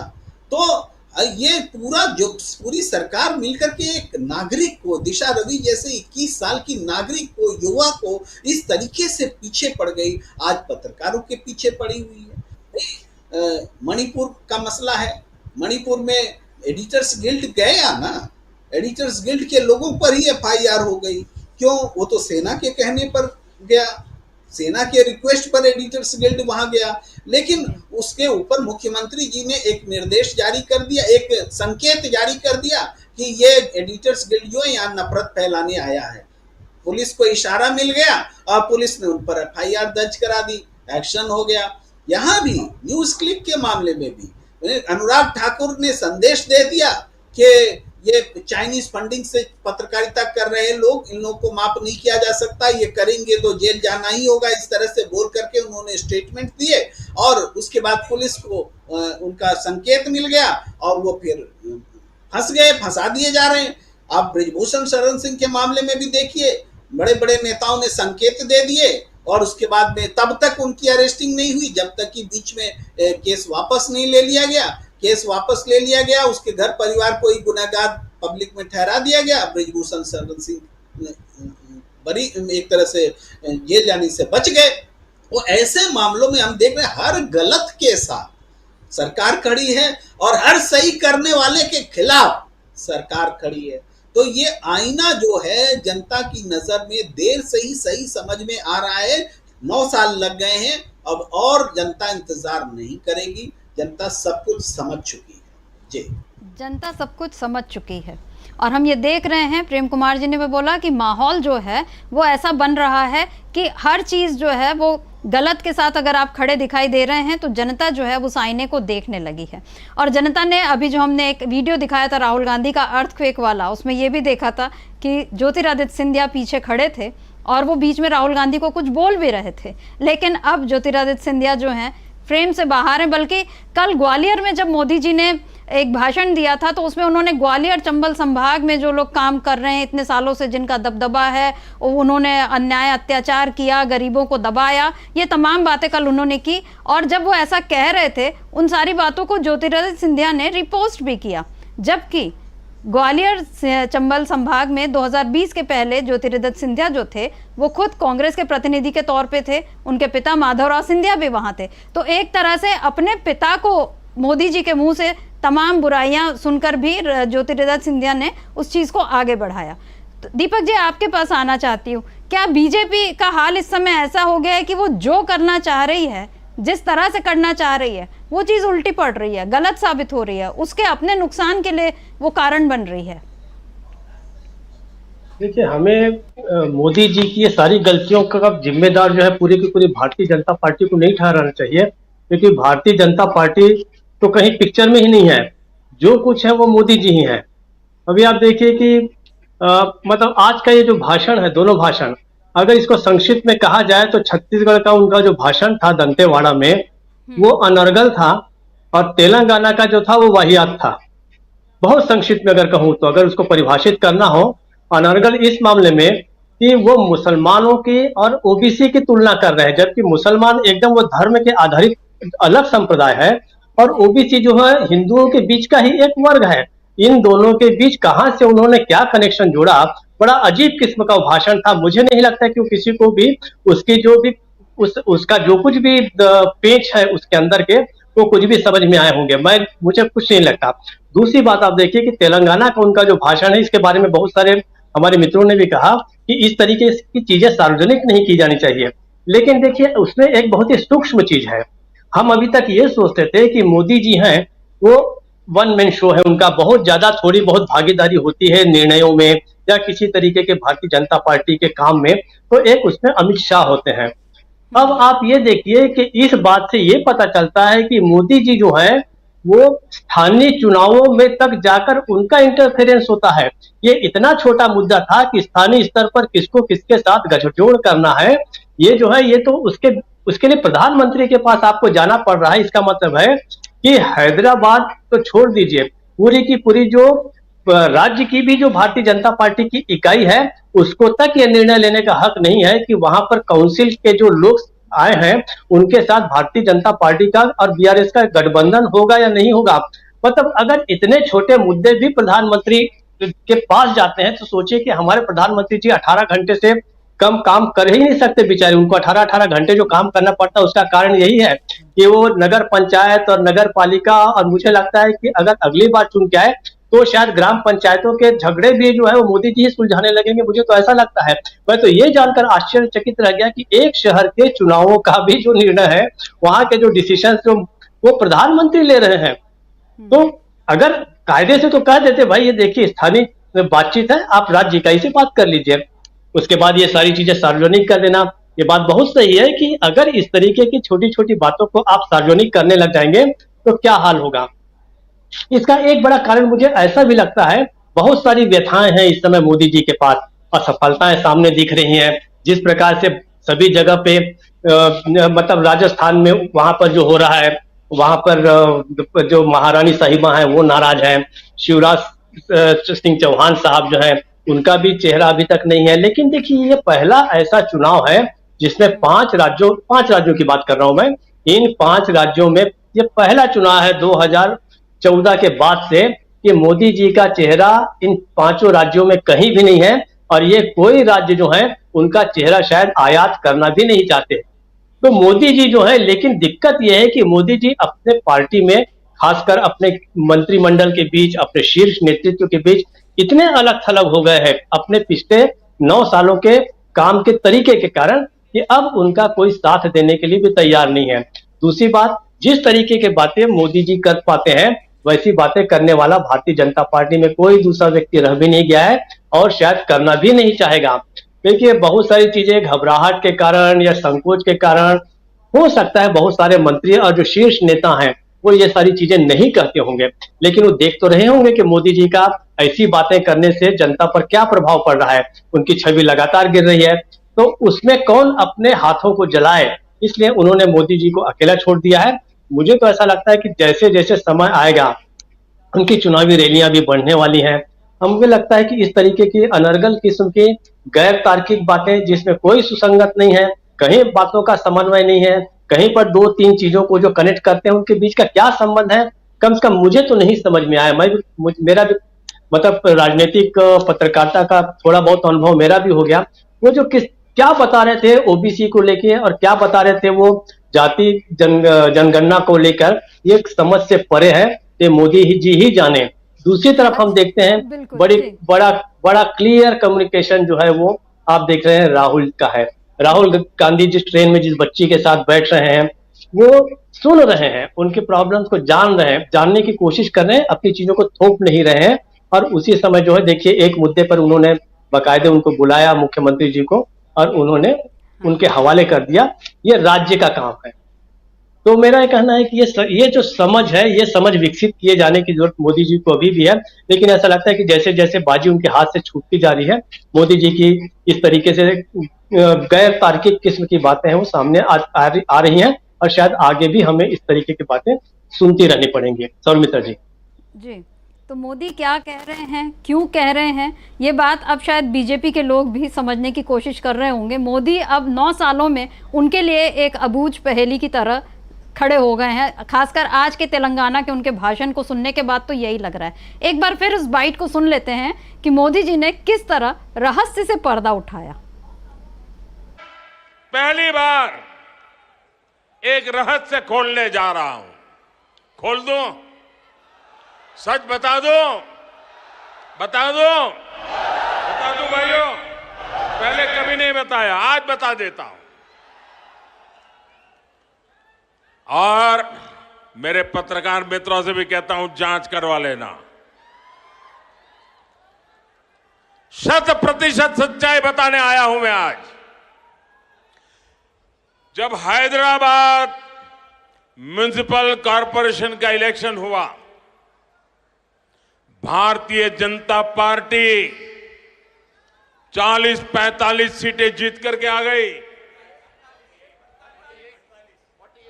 48 किसी को बहुमत नहीं मिला। केसीआर को सपोर्ट की जरूरत थी। और आपने देखा होगा हैदराबाद कॉरपोरेशन के चुनाव के पहले वो एयरपोर्ट में पूरी फौज लेकर के मेरा स्वागत करने के लिए आते थे, बढ़िया बढ़िया माला पहनाते थे, बहुत सम्मान करते थे। याद है ना? फिर क्या हुआ भाई? अचानक बंद हो गए। अचानक इतना गुस्सा क्यों निकल रहा है? इसका कारण यह है कि हैदराबाद के चुनाव के बाद, ये भी तारीख चेक कर ले मीडिया वाले, वो दिल्ली मुझे मिलने आए, बहुत बढ़िया मुझे शाल उड़ाई, बहुत मुझे आदर किया और इतना प्यार दिखाया, ये केसीआर के कैरेक्टर में ही नहीं है। और फिर मुझे कहने लगे कि आपके नेतृत्व में देश प्रगति कर रहा है। हम भी एनडीए का हिस्सा बनना चाहते हैं। आप मोदी जी को अभी आपने सुना फिर से। अमलेंदु जी, आपसे जानना चाहती हूँ, अब मोदी जी को अपनी बात साबित करने के लिए पहले तो वो ये बोल रहे हैं, मेरा ख्याल है हैदराबाद म्युनिसिपल कॉरपोरेशन के चुनाव नवंबर 2020 में हुए थे। आज 3 साल बाद वो उस रहस्य पे से पर्दा उठा रहे हैं, सच बता रहे हैं। 3 साल तक आप क्या कहते रहे और क्यों नहीं कहा आपने? पहली बात तो ये। दूसरी बात, अब वो पत्रकार भाइयों आप चेक कर लीजिए, क्या उनको ये नहीं इतना यकीन है खुद पर कि मैं जो कहूँगा जनता उसको मान लेगी? क्या मोदी अपने ही पैरों पर कुल्हाड़ी मार रहे हैं अमलेंदु जी, या राहुल गांधी के आगे टिक नहीं पा रहे हैं इसीलिए वो उन्हीं के पिच पर खेलने को मजबूर हो रहे हैं? देखिए, मुझे लगता है कि प्रधानमंत्री राहुल की पिच पर भी खेल रहे हैं, अपने पैरों पर कुल्हाड़ी भी मार रहे हैं और भारतीय जनता पार्टी की कब्र भी खोल रहे हैं। सारे काम वो एक साथ करते आ रहे हैं और ये पक्का करते आ रहे हैं कि जब वो प्रधानमंत्री पद से हटें तो भारतीय जनता पार्टी में कोई भी व्यक्ति जो है वो विपक्ष के नेता के तौर पर भी रहने ना पाए। इसका पुख्ता इंतजाम मोदी जी करना चाहते हैं, तो इसी काम पे वो लगे हुए हैं। अब जो राजस्थान में वो बोल के आया है, जो छत्तीसगढ़ में बोल करके आया और अब जो जाकर के उन्होंने बोला तेलंगाना में, तो इस सबका नेतृत्व में आकर के ये कि प्रधानमंत्री ये पुख्ता करना चाहते हैं, एश्योर होना चाहते हैं कि भारतीय जनता पार्टी अपनी बची ना रह जाए। क्योंकि जो प्रधानमंत्री मोदी के नेतृत्व में भारतीय जनता पार्टी की दुर्गति हो रही है, जो होने वाली भी है और जो सब दिख रहा है, जो तमाम सर्वे बता रहे हैं उसके अनुसार भी, तो प्रधानमंत्री भी बिल्कुल सुनिश्चित कर लेना चाहते हैं कि उनके बाद कोई भारतीय जनता पार्टी में कोई बचे नहीं। तो मुझे तो ऐसा लगता है कि वो इसी पे काम कर रहे हैं। लेकिन जो आज प्रधानमंत्री ने जो 2-3 बातें कही वो बड़ी महत्वपूर्ण है। देखिए, यहाँ तो एक तो उन्होंने केसीआर को बता दिया, जो राहुल गांधी आरोप लगा के आए थे कि भाई ये केसीआर जो बी टीम है, और मुझे लगता है कि इसी गठबंधन के बल पे ही ओवैसी साहब जो थे वो राहुल गांधी को चैलेंज कर रहे थे कि हैदराबाद से आकर के लड़ लो। तो मुझे लगता है कि प्रधानमंत्री जो थे वहाँ जाकर के ये भी उद्घाटन कर ही देते कि ओवैसी साहब भी उनके साथ शामिल हैं और कब से शामिल हैं ये भी बता देते, तो ये ज़्यादा अच्छा होता। तो उनके एक साथी केसीआर को तो बता दिया उन्होंने कि वो आए थे और 3 साल तक उनके केसीआर ने साथ दिया उनका, एक तरीके से बता दिया प्रधानमंत्री ने। तो अब जो है स्थिति है वो ओवैसी के बारे में भी उनको बोल लेना चाहिए था कि ओवैसी भी हमारे साथी हैं, और इसीलिए वो राहुल गांधी को चैलेंज करते थे। भाई आइए प्रधानमंत्री का मसला वो क्या करते हैं क्या नहीं करते हैं। आज जो उन्होंने जो बड़ी बात कही सर मित्रा जी, प्रधानमंत्री ने साफ साफ कहा कि ओबीसी को उनका हक नहीं देंगे। क्योंकि प्रधानमंत्री जो कह रहे हैं उसका अर्थ यही है, प्रधानमंत्री इस जातिगत जनगणना के सर्वे के आंकड़ों को मान ही नहीं रहे हैं। वो कह रहे हैं कि सबकी कोई जाति कुछ है ही नहीं, और जो कुछ है वो सबसे बड़ी जाति गरीब है। यानी वो गरीब को तो मान रहे हैं कि कोई जाति है, लेकिन वो ओबीसी को नहीं मान रहे हैं कि उसके भी कोई हक है। प्रधानमंत्री के आज का जो वक्तव्य है उसका साफ साफ संदेश यही है। अब वो सीधा सीधा नहीं कह रहे हो, लेकिन कह वो यही रहे हैं कि ओबीसी का कोई मतलब नहीं है, जो भी कुछ है जो भारतीय जनता पार्टी तय करेगी वही कुछ है। तो मुझे लगता है कि विपक्ष जो है उनकी इस बातों का अर्थ समझेगा और इस बात को जनता तक पहुंचाएगा नहीं कि प्रधानमंत्री ये मानने को तैयार ही नहीं है कि ओबीसी भी इस देश के अंदर है और देश की सबसे बड़ी आबादी जो है वो ओबीसी है। क्योंकि प्रधानमंत्री तो कह रहे हैं ओबीसी है ही नहीं, वो तो कह रहे हैं हिंदू सबसे बड़ा है या फिर गरीब सबसे बड़ा है, 2 ही लोगों को सबसे बड़ा बता रहे हैं।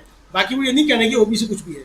इसका मतलब वो साफ साफ कर चुके कि ओबीसी को वो उसका हक नहीं देंगे, और ये बात उन्होंने इससे पहले ही साबित कर दी महिला आरक्षण बिल में। जब ओबीसी के आरक्षण की उसमें कोटे की बात उठी तो भारतीय जनता पार्टी ने साफ साफ इनकार कर दिया कि इसमें नहीं देंगे। तो यानी कि वो मान चुके हैं कि ओबीसी को उसका हक नहीं मिलना चाहिए और ओबीसी को उसका हक नहीं देंगे। मुझे लगता है कि देश के ओबीसी के बीच भी ये संदेश जा रहा है, और जिस तरीके से राहुल गांधी ने जातिगत जनगणना का सवाल उठाया और बिहार की सरकार ने उस पर सारे दलों की सहमति लेकर के वो सर्वे करा लिए बिहार के अंदर, और उसके जो आंकड़े आए हैं मुझे लगता है कि वो बिहार के आंकड़े और पूरे देश भर के आंकड़ों में बहुत ज्यादा अंतर नहीं होगा। आधा प्रतिशत 1% इधर से उधर चीजें हो सकती हैं, लेकिन कुल मिलाकर के जो पूरे देश भर की स्थिति होगी वो होगी इसी तरीके की। तो अगर बिहार के मामले पर भी अगर आप ये भी समझे कि केवल बिहार का मसला है, अब आप देखिए भारतीय जनता पार्टी के ही जो सहयोगी हैं वो मांग कर रहे हैं कि जातिगत जनगणना कराई जाए। आज ही उनके जो उत्तर प्रदेश के सहयोगी हैं संजय निषाद, उनका बयान आ गया। मायावती जी जो है वो खुलकर क्या बोल रही है कि जातिगत जनगणना होनी चाहिए। लोकसभा के अंदर खड़े होकर के अनुप्रिया पटेल जो उनकी सहयोगी मंत्री है उन्होंने कहा कि वो जो ओबीसी को उसमें मिलना चाहिए। तो यानी भारतीय जनता पार्टी की जो सहयोगी हैं वही अब भारतीय जनता पार्टी की नीतियों के खिलाफ धीरे धीरे खड़े हो रहे हैं। और जैसा कि प्रशांत जी ने कहा कि ये सुनामी है, तो अगर ये सुनामी जो धीरे धीरे उठना शुरू हुई है और लोकसभा चुनाव तक आते आते जब ये तेज अपना रूप लेगी तो उसके बाद मोदी जी के साथ जो लोग खड़े हुए हैं वो सुनामी में किरण होंगे, ये देखा जाएगा आगे आने समय में। मुझे लगता है कि मोदी जी जो है वो तय कर चुके हैं कि सुनामी से उनको लड़ना नहीं है, वो पेड़ में भी खड़े होने की कोशिश नहीं कर रहे हैं, वो बल्कि वो जल्दी जल्दी अपना सामान समेटने की कोशिश कर रहे हैं कि ताकि सुनामी जब आए तो उससे पहले वो निकल के जा चुके हो। तो कुल मिलाकर के मुझे लगता है कि वो परिस्थितियां जो बन रही हैं देश के सामने और भारतीय जनता पार्टी के सामने, उसमें मुझे एक बयान याद आ रहा है कर्नाटक के चुनाव के बाद पवन खेड़ा जो कांग्रेस के प्रवक्ता हैं, उन्होंने कहा था कि मोदी जी जितनी बार गए हमारे वोटों में उतनी बार इजाफा करके आए। अब वास्तव में लग रहा है कि मोदी जी जितनी बार जाएंगे इन राज्यों में वो कांग्रेस के वोटों में इजाफा ही करके आएंगे, क्योंकि वो जिस तरीके से राजस्थान में बोल करके आए हैं, जिस तरीके से वो जाकर के तेलंगाना में बोले हैं, जिस तरीके से मध्य प्रदेश में जाकर के बोल रहे हैं, वहां ना शिवराज सिंह का नाम ले रहे हैं, ना उनकी तरफ देख रहे हैं, और ना राजस्थान में जा रहे हैं तो ना वसुंधरा का नाम ले रहे हैं, ना वसुंधरा की तरफ देख रहे हैं। तो ये जो चीजें सब मोदी जी कर रहे हैं, निश्चित तौर पे जो है ये जितनी बार जाएंगे उतना कांग्रेस के वोट बढ़ा करके आएंगे। मुझे लगता है कि जैसे पहले कहते थे भारतीय जनता पार्टी के लोग, जब तक राहुल गांधी, जब तक भारतीय जनता पार्टी को जो है वो जीतने से कौन रोक सकता है, मुझे लगता है वो चीजें उल्टी होने वाली हैं। अब लोग कहना शुरू कर देंगे कि जब तक प्रधानमंत्री मोदी हैं तब तक भारतीय जनता पार्टी को हारने से कौन रोक सकता है। जी सर, मोदी जी हैं तो बीजेपी को हारने से कौन रोक सकता है। स्वामी जी, क्या इस वक्त हवा का रुख उल्टा हो गया है बीजेपी के लिए? मोदी जी खुद जो हैं, अब चाहे उसको सुनामी बोलें, आंधी बोलें, एक वो होता है शुतुरमुर्ग जो रेत में सिर घुसा लेता है और सोचता है कि वो साइड से निकल जाएगा और उन्हें कुछ नहीं होगा। तो क्या इस वक्त सच्चाई को नकार रहे हैं मोदी जी, या वो खुद जो हैं बीजेपी के लिए नुकसान कर रहे हैं? आज के उनके भाषणों का जो सार है, आप प्रोफेसर हैं, आप सार को बहुत अच्छे तरीके से समझा सकते हैं, आज के उनके भाषणों का सार जनता किस तरह से लेगी, क्या समझेगी? देखिए, मैं टिप्पणी करता हूं, जो मोदी जी, जैसे दीपक जी ने कहा कि जो मोदी जी ने भाषण दिया वो जनता को समझ में नहीं आएगा। फिर आपने कहा कि जो मोदी जी ने भाषण दिया वो भारतीय जनता पार्टी के कार्यकर्ताओं को समझ में नहीं आएगा। मुझे ऐसा लगता है जो मोदी जी ने भाषण दिया उनको खुद समझ में नहीं आएगा उन्होंने क्या बोला और क्यों बोला और किस रणनीति के तहत बोला। देखिए, मोदी जी को ये बात पता चल गई है। मुझे ऐसा लगता है, उनकी जो बॉडी लैंग्वेज का मैं अध्ययन करता हूं, मुझे ऐसा लगता है मोदी जी को ये बात पता चल गई है कि चुनाव में उनकी हार सुनिश्चित है। और इसके लिए जो राहुल गांधी ने रणनीति अपनाई है, जिस प्रकार से जनता से और बच्चियों से, युवाओं से वो मिल रहे हैं, हर वर्ग और तबके के लोगों से मिल रहे हैं। अब आप सोचिए, खुद सोचिए, अगर मैं सिख होता और मेरे मंदिर में आकर कोई इतना बड़ा नेता जो जिसमें गुण हैं, जो जाके ऑक्सफोर्ड और कैम्ब्रिज में बड़े बड़े कॉम्पिटेंट और पढ़े लिखे लोगों के साथ भी बैठ सकता है, जो किसान क्या खेत में धान की रुपाई भी कर सकता है, जो एक सब्जी बेचने वाले को गले भी लगा सकता है, जो एक कारपेंटर को गले भी लगा सकता है। मतलब देखिए, विविधता, एक पर्सनैलिटी का एक स्पेक्ट्रम देखिए आप। गरीब से गरीब आदमी और बुद्धिमान से बुद्धिमान आदमी से वो संपर्क कर रहे हैं और बातें कर रहे हैं। और दूसरी तरफ वो आदमी है जो कि केवल उन लोगों से बातें कर सकता है जो पूंजीपति हैं, बहुत पैसे वाले हैं, और जिनके पास इतना अथाह पैसा है कि उनको ये नहीं पता कि पैसा कहाँ रखना है। दूसरी बात जो इन्होंने कही मोदी जी ने, आप सोचिए, उन्होंने कहा गरीब सबसे बड़ा वर्ग है। अरे मोदी जी, ये कहते हुए आप भूल गए पिछले 26 साल में 16 साल बीजेपी की सत्ता रही है, 6 साल अटल जी की सत्ता रही है, और पिछले 9.5 साल से आप सत्ता में हैं। और आप ये कह रहे थे और आपने कहा कि किसान बड़े खुश हैं, नौजवान बड़े खुश हैं, उद्योगपति बड़े खुश हैं। वास्तविकता ये है कि 2-3 गुजराती पूंजीपतियों के अलावा देश की जनता बिल्कुल ना खुश है। एमएसएमई वाले भी बिल्कुल परेशान हैं। हर जगह, हर क्षेत्र में ये स्थिति है। चाहे अध्यापन का क्षेत्र लीजिए, आपके अपने खुद के जर्नलिज्म के क्षेत्र में देखिए, आज से 5 साल पहले जितने लोगों को नौकरी मिलती थी, आधे लोग नौकरी से निकाले जा चुके हैं। वो संघर्ष कर रहे हैं। और किसी दिन अगर आप ये अध्ययन करें, जो जोमेटो और स्विगी के लिए ये बच्चे हमारे घर में डिलीवरी करने आते हैं, आप इनसे जरा प्राइमरी इंफॉर्मेशन कलेक्ट करें। 80% बच्चे ऐसे हैं जो 50-60 हजार रुपए कमा रहे थे, आज अपने बच्चों का पेट पालने के लिए, अपने माँ बाप का पेट पालने के लिए 15-20 हजार नौकरी के तनख्वाह पाने के लिए सुबह 4 बजे से मोटरसाइकिल लेकर हम लोगों के घरों में सामान पहुंचाते हैं। तो आपने ये, आप गरीबी की बात कर रहे हैं, अरे गरीबी तो आपने बढ़ाई है। जो मध्यम वर्ग था वो निम्न मध्यम वर्ग में आ गया है। जो निम्न मध्यम वर्ग था वो बिलो पॉवर्टी लाइन आ गया है, और जो बिलो पॉवर्टी लाइन था वो 5 किलो अनाज की लाइन में पूरे दिन लगा रहता है, तब उसे 150 रुपए का अनाज पूरे महीने के लिए मिलता है। और जीएसटी के माध्यम से, फर्टिलाइजर प्राइसेस के माध्यम से, पेट्रोल डीजल के माध्यम से आप 2000 रुपए उससे वसूलते हैं, और ये फिर बड़े खुश होते हैं कि जीएसटी हमारा 1,65,000 करोड़ पर मंथ हो गया। जीएसटी से 3 गुना पैसा वसूलते हैं और 150 रुपए का अनाज उसको देकर आप कहते हैं वेलफेयर स्कीम चला रहे हैं।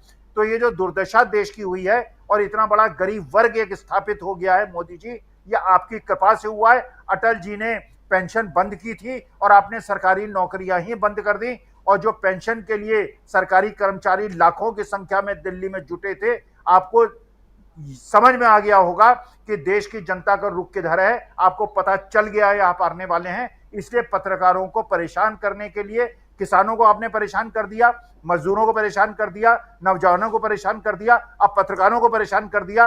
अब आप किसकी आपकी नजर किधर पड़ने वाली है, इसका हम इंतजार करते हैं। जी, तो मोदी जी के मुताबिक गरीबी जो है वो सबसे बड़ी आबादी है। प्रशांत जी, आज का जो छत्तीसगढ़ का उनका भाषण था वो यही था, और वाकई ये कहते हुए उन्हें बिल्कुल शायद संकोच नहीं हुआ। पिछले 9.5 सालों से तो वही हैं। 15 लाख उन्होंने नहीं दिए, अगर दिए होते सबके खाते में तो आज उन्हें ये कहने की ज़रूरत नहीं पड़ती कि गरीब जो है सबसे बड़ी आबादी मेरे लिए गरीबी ही है।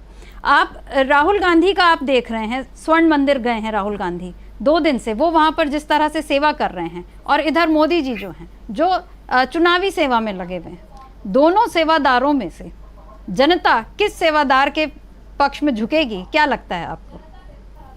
देखिए, मोदी जी की सेवा में बता देता हूँ आपको आंकड़ों के साथ जी। बिहार के जातिवार सर्वे के आंकड़े आ गए। 63% ओबीसी हैं, इसमें कोई 215 जातियां। आखिरी बार ये हुआ था 1931 में जी, पूरे देश का। उस वक्त बांग्लादेश और पाकिस्तान, जो आज का बांग्लादेश पाकिस्तान, वो भी देश का हिस्सा था। उस वक्त ट्रांसपोर्ट नहीं था, डेटा कलेक्शन की सुविधाएं नहीं थी, डेटा के एनालिसिस की सुविधाएं नहीं थी जो आज है। अब ये जो बिहार का जातिवार जनगणना का सर्वे आया है, ये पूरे देश की तस्वीर बता रहा है। 63% ओबीसी है, और मोदी जी के 9.5 साल के कार्यकाल का मैं अगर एक छोटा सैंपल दूं जिनका ओबीसी प्रेम है, 44 सेंट्रल यूनिवर्सिटी है सुमित्रा जी, 44 जी। उसमें केवल इस 63% में केवल 4% लोग प्रोफेसर हैं। प्रोफेसर केवल 4% हैं, एसोसिएट प्रोफेसर 2% है। जुडिशरी में ओबीसी की भागीदारी 4% है। राहुल गांधी बता चुके हैं कि 90 में से 3 सेक्रेटरी ओबीसी समाज से आते हैं, बाकी और 2 साल पहले तक वो भी नहीं था। ये तस्वीर है मोदी जी के कार्यकाल की 9 साल की, जो तमाम तरह तरह की जैकेट पहन के वो भाषण देते हैं। अभी प्रेम कुमार जी बात चाइनीज इन्वेस्टमेंट की कर रहे थे, मैं उसका भी एक आंकड़ा बता देता हूँ, क्योंकि पत्रकारों पे आरोप लग रहा है कि चाइनीज फंडिंग और ये सब जांच का विषय है, जांच होगी तो सब सामने आएगा। लेकिन ये कि और वो पत्रकार, अगर पुलिस आज उनको नहीं ले जाती, अब तो खैर वापस आ गए पूछताछ में कुछ लोग उसमें से, अगर पुलिस उनको नहीं ले आती तो आज वो जातिवार जनगणना पे ही प्रोग्राम बना रहे होते। आप कब तक बचेंगे? इसलिए मैं कह रहा हूं कि सुनामी से आप पेड़ पे चढ़ के नहीं बच सकते। वो कब तक बचेंगे? वो कल पत्रकार है लिखना छोड़ देंगे क्या? या वो डरपोक है? अगर वो डरपोक होते, निडर नहीं होते, तो वो गोदी मीडिया में बैठे होते, या हमारे जैसे लोग गोदी मीडिया में बैठे होते। रोज फोन आते, मैं मना करता हूं। अब प्रेम कुमार जी चाइनीज इन्वेस्टमेंट की बात कर रहे थे, उसका भी देखिए जो पब्लिक डोमेन में आंकड़ा है। प्रधानमंत्री पीएम केयर्स फंड जो है, उसमें 500 करोड़ रुपए तो चाइनीज पेटीएम की मालिकाना हक चाइनीज के पास है। ओला का 5 करोड़ है, ओयो का 2.4 करोड़ है। ये सब चाइनीज कंपनियां हैं, चाइनीज इन्वेस्टमेंट है इनमें। उसके बाद डायरेक्ट चाइनीज कंपनीज हैं, टिकटॉक जो बैन हो गई 30 करोड़ रुपये उन्होंने दिया, Xiaomi mobile phone 10 crore, Huawei 7 crore, OnePlus 1 crore. तो अब क्या अगर चाइनीज कंपनियां पीएम केयर्स में फंड कर रही हैं तो क्या हम माने कि प्रधानमंत्री मोदी चाइना के मामले पे चुप हो जाते हैं, खामोश हो जाते हैं, फंडिंग की वजह से चुप हो जाते हैं, या कोई डिप्लोमेटिक वजह है? इस तरीके के अनर्गल आरोप नहीं लगाने चाहिए। लेकिन अब जैसा दीपक जी ने कहा कि वो तो म्यूनिसिपैलिटी लेवल के फैसले ले रहे हैं, तो उनको कितना गंभीरता से लिया जाए। लेकिन जातिवार जनगणना, जैसे मैं बार बार कह रहा हूं कि ये इस देश की राजनीति की तस्वीर बदल देगी। शर्मिष्ठा जी, मैं जब पत्रकारिता में आया था तब मंडल कमीशन लागू हो गया था और उसने देश की राजनीति की तस्वीर बदल दी। और उसके बाद अर्जुन सिंह ने एजुकेशन इंस्टीट्यूशंस में ओबीसी का रिजर्वेशन दिया, मंडल कमीशन की सिफारिशें लागू की, जिसको मंडल 2 कहा गया। और इसको मैं कहूँगा कि ये मंडल 3 है। और ये मंडल 3 नए तरीके के नेता निकलेंगे, नई राजनीति निकलेगी, नया विमर्श होगा इस देश में और विकास की नई अवधारणा निकलेगी। सवाल उठेंगे ना कि 44 सेंट्रल यूनिवर्सिटीज में केवल 4% प्रोफेसर ही ओबीसी क्यों है, जिसकी आबादी 63% है। ये सवाल तो उठेंगे। और मोदी साहब को मैं अभी से आपको अगर भविष्यवाणी कर दूं, मोदी साहब अगर जातिवार जनगणना का विरोध कर रहे हैं तो उनको इसकी कीमत चुकानी पड़ेगी। जातिवार जनगणना, ओबीसी का मुद्दा, गरीबों की को सबसे बड़ी आबादी बताना, और फिर एक तस्वीर है मोदी जी की जहां पर एक उद्योगपति उनकी पीठ पर हाथ रखे हुए है, उनके कार्यकाल के जो शुरुआती समय था उस समय का। प्रेम कुमार जी, क्या मोदी जी अपने ही बनाई राजनीति में, अपने ही खड़े किए गए मुद्दों में फंस चुके हैं बुरी तरह? क्लोजिंग कमेंट आपसे लेती हूँ। निश्चित रूप से 2 घटनाएं एक साथ घट रही हैं। एक सत्ता पक्ष की ओर से नरेंद्र मोदी जी इसको लीड कर रहे हैं, दूसरी तरफ इंडिया की तरफ से अघोषित रूप से राहुल गांधी इसको लीड कर रहे हैं। राहुल गांधी जो राजनीति कर रहे हैं, मैं जानबूझकर के राहुल गांधी जी की बात करना चाहता हूँ उस स्वर्ण मंदिर वाली तस्वीर जो आपने दिखाई वहाँ से, क्योंकि ये घटना एक ऐसे समय पर हुई है जब कनाडा के साथ भारत के संबंध खराब हुए हैं। खालिस्तानी जो फोर्स हैं वो देश से बाहर रह करके हिंदुस्तान में धमकी दे रहे हैं कि क्रिकेट मैच के समय हम आतंक मचा देंगे। और वो धमकी गंभीर इसलिए है कि उन्होंने लाल किले पर झंडा फहराने की धमकी उन्हीं लोगों ने दी थी और उन्होंने झंडा फहरा दिया, तो इसलिए ये गंभीर घटना है। तो ऐसे समय में जबकि पूरे पंजाब में एक बेचैनी है सरकार के रुख को लेकर के, सरकार के एटीट्यूड को लेकर के। किसानों के साथ हमने देखा कि जिसमें पंजाब के लोग ज़्यादा थे, उनको खालिस्तानी कह करके, देश विरोधी कर करके सरकार ने उसको नवाजा बोलिए, देश विरोधी बोल करके, तो इससे वो लोग आहत हैं। तो जो काम भारतीय जनता पार्टी नरेंद्र मोदी जी के नेतृत्व में पंजाब में कर चुकी है, उनके दिलों में घाव भर दिए हैं, उस घाव को मिटाने का काम, मरहम लगाने का काम आज राहुल गांधी मोहब्बत से कर रहे हैं, सेवा करके कर रहे हैं। इस तस्वीर का ये मतलब है, इसलिए ये बात बोलना जरूरी है और इसका हिंदुस्तान की सियासत पर इम्पैक्ट पड़ेगा, क्योंकि राहुल गांधी ऐसा नहीं है कि सिर्फ पंजाब में ऐसा कर रहे हैं। राहुल गांधी ने जो मणिपुर में किया, मणिपुर जा करके वहां के कैंपों में जो मरहम लगाया, लोगों जो आंसू दबे हुए थे उन आंसुओं को निकलवाया इमोशंस के साथ, उसके बाद वो मुद्दा राष्ट्रीय मुद्दा बना और संसद में विशेष उसमें जो लाया गया अविश्वास प्रस्ताव, और उसके बाद नरेंद्र मोदी जी को बोलना पड़ा। तो वहां भी मुद्दा तय करने का काम राहुल गांधी ने किया अपने दौरे से। इसके बाद राहुल गांधी ने पूरे जो कहा था कि जातीय जनगणना का संख्या आप सार्वजनिक कीजिए, जो पुरानी जो सेंसस है उसको सार्वजनिक कीजिए, और अगर आप नहीं करेंगे तो मैं कर दूंगा। ये बात कहने के बाद इंडिया गठबंधन की ओर से बिहार में जो सैंपलिंग हुई है जातीय सर्वेक्षण की, और जिससे पूरे देश में एक दबाव भारतीय जनता पार्टी पर बन रहा है कि आपको सार्वजनिक करना होगा, हमें विश्वास है कि सरकार नहीं। प्रेम कुमार जी का संपर्क शायद छूट गया है, हमसे टूट चुका है संपर्क। खैर जी, प्रशांत जी आप कुछ बोल रहे थे।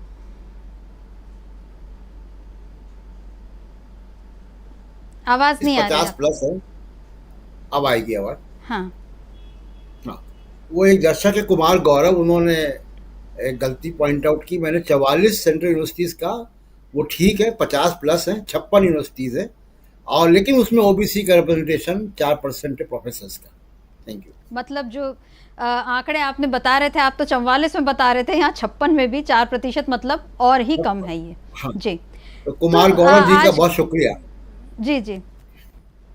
तो एक और हम देख रहे हैं कि राहुल गांधी जो हैं मलहम लगा रहे हैं। प्रेम कुमार जी अभी यही बता रहे थे कि वो केवल स्वर्ण मंदिर में नहीं, वो पूरे देश में यही कर रहे हैं। मणिपुर जाकर भी राहुल गांधी ने यही किया था, और मोदी जी को इसलिए मजबूरन जो है वो उनको मजबूर होकर संसद में बयान भी देना पड़ा। अविश्वास प्रस्ताव लाया गया था, आप सबने देखा है।